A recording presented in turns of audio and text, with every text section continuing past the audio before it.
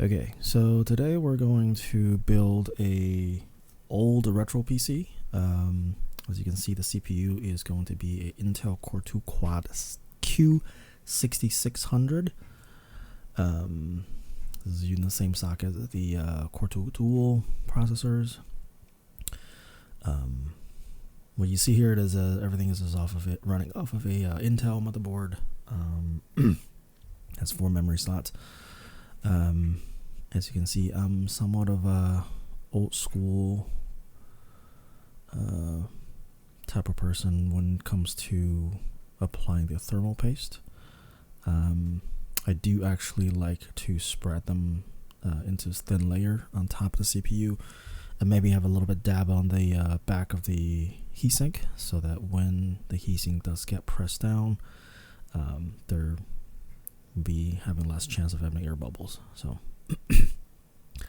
a good way to do this is use a old cut up credit card. So you can bend the edge a little bit. Obviously make sure the edge is straight. As you can see here, I have the rest of the thermal paste on the back of the CPU or the heatsink. So this is, I believe, a deep cool heatsink with 80mm fans. This is purchased off of Amazon. The heatsink doesn't actually use a back plate. There was a Intel, I believe it's a stock Intel CPU cooler that was on it, that has a copper core, which actually required a back plate. I personally feel like the ones with back plates are a little bit better, so that because then the motherboard tend to warp a little bit less when you put pressure on it. These press on clips, depends on the tension that it puts on the processor and the motherboard. Sometimes you see a little like a bulge or on the bottom of the motherboard where the CPU is. So I don't like seeing that warp. But unfortunately, this is the heatsink that I was planning on using while we're working on this. I also have a small, I think is an ITX Intel motherboard that has similar chipset. I've only got 2 memory slots that I used to use for my NAS. So is this thing. So it had a E8400 CPU Core 2 Dual. So the 8 gig of memory, it's now currently being installed. So back to the other one. After I built this one, I was trying to put the stock heatsink on the other one, and I realized the back of the motherboard are different. It does not actually allow me to use the back plate. So I think at some point after this video, this heatsink may actually go back to the other motherboard. So put this stock heatsink back on. But in this case, the build is using the deep cool heat pipe heatsink. I didn't really notice that big of a difference in terms of like thermal changes. The stock heatsink has a pretty big copper core, and the heatsink size is pretty big. So I would think that the cooling effect is probably about the same. So this is I can't remember. I think it's a Corsair case that I bought off of Facebook Marketplace. It's missing all the standoffs. I have to find the standoffs. You probably wouldn't be able to see from the video, but there were a few cuts where I have to look for the standoffs for the motherboard. Once the motherboard's on, so anyways, the back of the case. This case is missing the filters on the top, front, and the bottom. But for this build, it's fine. Actually got pretty decent airflows inside without the filters. So I think you may see a cut a little bit later once I start installing the motherboard and the components. And I'll explain a little bit later. There's a few cuts in this video where I have to stop in the middle, and there's a much longer cut, and this is the reason that this video didn't come out till now.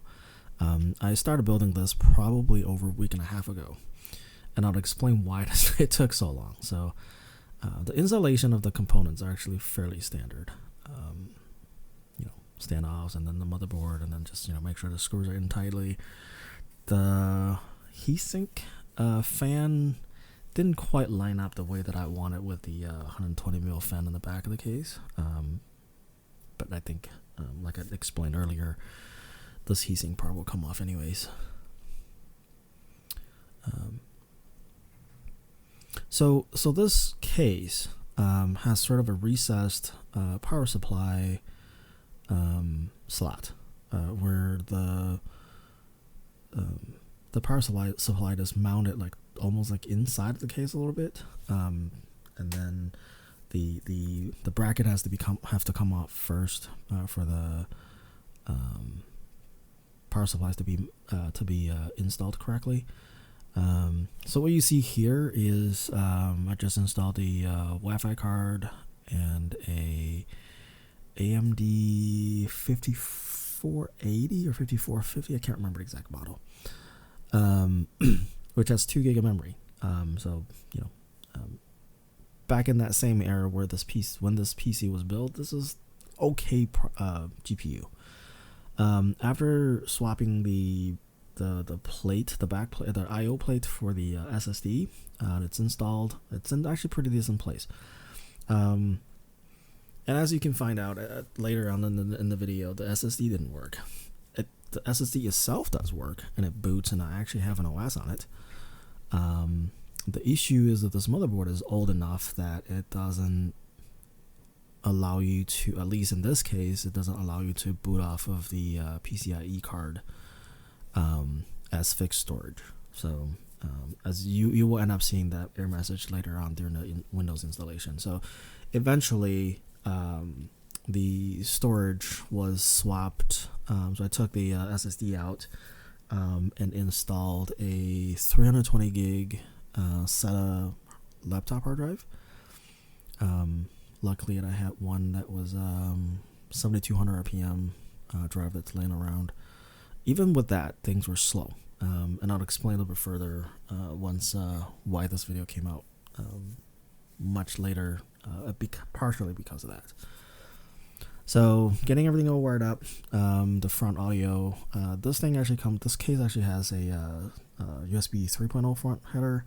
The motherboard obviously doesn't have it, so the USB and the control panel doesn't actually work. It's not plugged in. So yeah, these cables are kind of pain in the ass to plug in.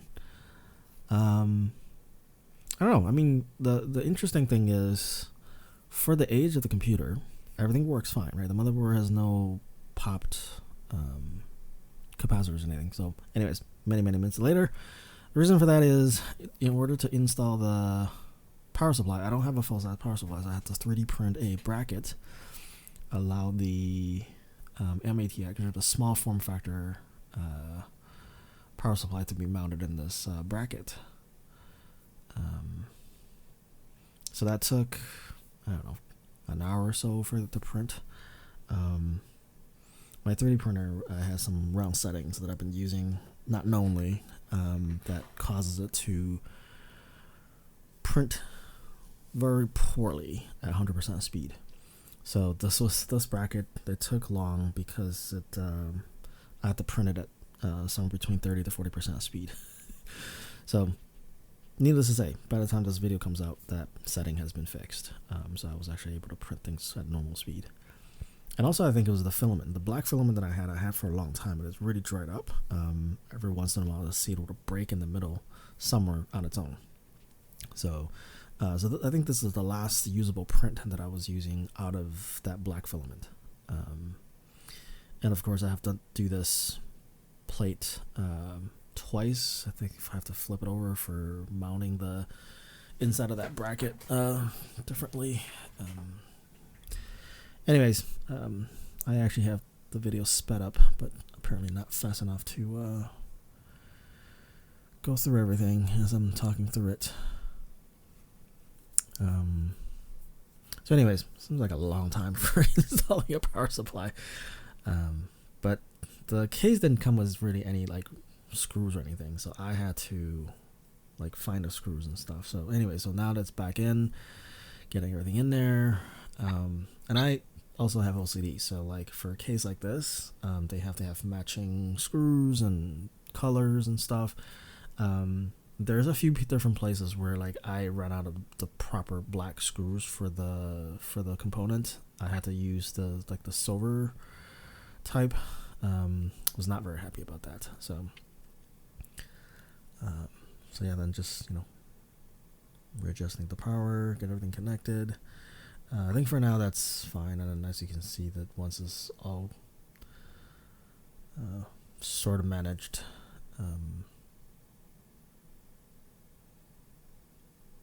we get to actually boot it up. So and I came up first try, go through the BIOS. I had some hard time disabling the Intel management component. It doesn't let me turn it off. When I turn it off, it just doesn't boot. So anyways, I'm using not Hiron CD, Ventros, I forgot what it's called. So that allows you to have boot multiple ISOs from a single hard drive. So this is where you can see I was removing the partitions and stuff on the SSD, and it didn't like it. So, and again, this is where it ended up being updated to normal hard drive. So, try booting it again. I was really hoping to. I didn't have a standard SATA SSD on hand, so that's why I ended up using like a standard hard drive. So it's 320 gig, and the installation process went decently fast. I mean, for standard hard drive is actually not too bad. The most amount of time that I've spent from finishing the installation of the OS to get it to the point where I can actually install games and like fully updated, that took multiple days. And Windows Update was almost useless, and it does install some of the stuff. I end up having to use, I think it's called Windows Mini Updates or something like that, to update multiple times, and certain updates would fail because they didn't really quite understand the priority of the updates. And that part just takes a long time. And when it runs updates, the hard drive just slow. So anyways, this install will finish pretty fast. While the footage is sped up, it didn't really take that much longer than probably what you've seen here.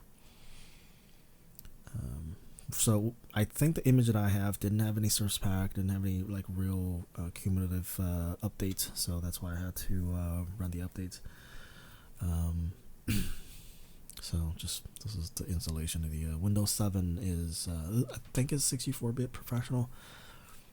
It's being installed, and also for this purpose I didn't actually install any key, so I know this is mostly for demonstrating of an old video or old computer playing games from back in the days. So all right. And then it will flash a few times, and hopefully it will finish soon. Yay, rebooted. Okay, starting Windows.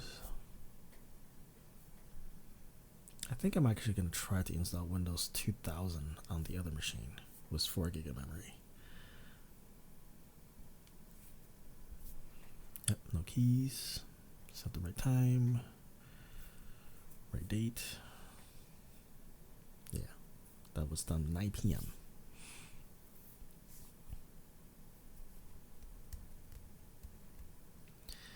This is where, once Windows is finished, it took me several days to fully get the unit fully up to date. So now that once that's done, you can see that it's doing the reboot into the OS, and we're gonna actually start demonstrating the an old game. So at that point, I will not have a voiceover, and you should be able to hear Windows and the game audio. So.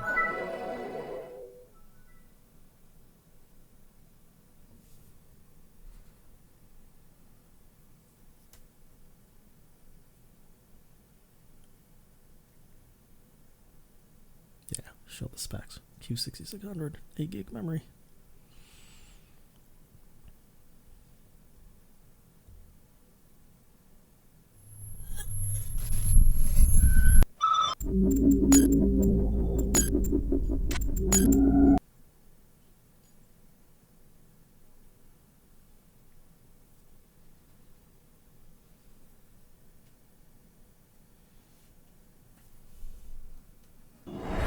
This wacko's name is Paxton Fettel. He's the key. If we contain him, we contain the situation. Fucker's got an appetite. I think he has an agenda. It's not just recreational. He's getting something out of it. Essential vitamins and nutrients? What's his story? Property of Armacam Technology Corporation. They're working on a military contract to develop an army of clones that respond to a psychic commander. Top secret, of course. Fettel is one of the commanders. You gotta be fucking kidding me. This is why nobody takes us seriously. Military clones. A full battalion of them, highly trained and heavily armed. A battalion? What are we supposed to do against 1,000 super soldiers? Like I said, we put Fettel down and it's over. Fortunately, the whole point of the program is to give commanders first-hand knowledge of the battlefield without putting them in danger. That means we should be able to corner the bastard without having to wait through all those soldiers. How do we find him? Armacam planted a transmitter in his head. Should lead us right. What's the first name?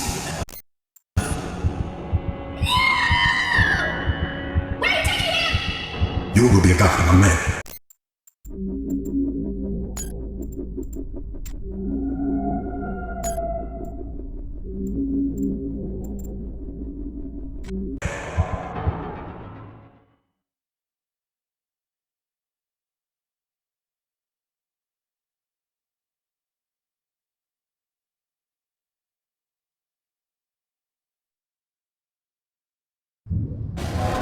We tracked Fettel to the South River Treatment Plant. The satellite is showing a lot of enemy movement in the area, so a direct approach is out.